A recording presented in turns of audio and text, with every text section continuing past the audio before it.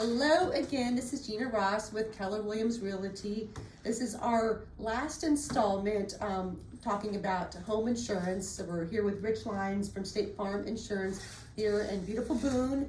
And we'll do a quick intro for Rich, and then we'll just go ahead and get these two questions answered. And that will be it for today. All right. Well, Gina, thank you so very much.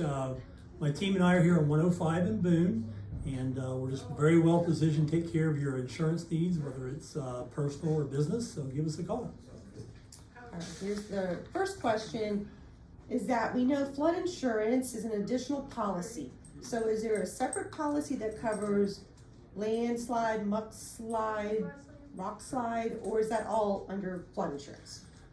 That would be under flood insurance. So, what we experienced last September with Elaine, with the land and the mud and things like that, letting loose, those type of things are also considered flood. Not just the rising waters that we experienced around the area. So that would be covered. Now, there are some stipulations, and not getting too deep into the weeds, there's got to be a certain amount of square footage, and there's got to be a couple contiguous homes that may be of impact or businesses to qualify.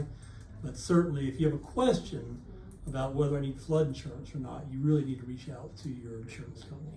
Okay. All right. This next one.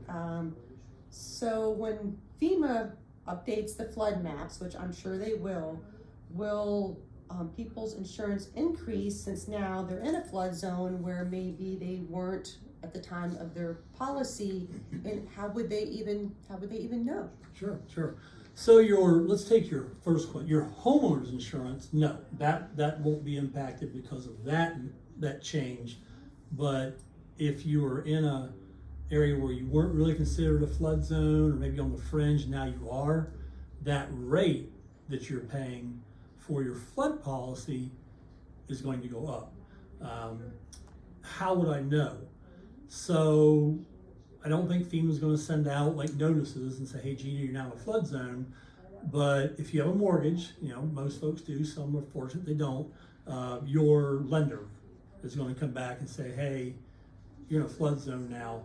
That's how most people end up getting into a flood policy in the first place. Their mortgage company says, hey, if we're going to load you $250,000, $500,000, $1 million, there's this other risk over here you have to mitigate, and you have to do that through flood insurance. Okay, all right. Well, that was our shortest video out of the three that we did. So again, hopefully this was beneficial to you and you enjoyed it. And thanks for tuning in, and thank Rich for answering all these questions. And again, hopefully it was helpful, and thank you very much. Gina, thank you. It's been a privilege. A pleasure.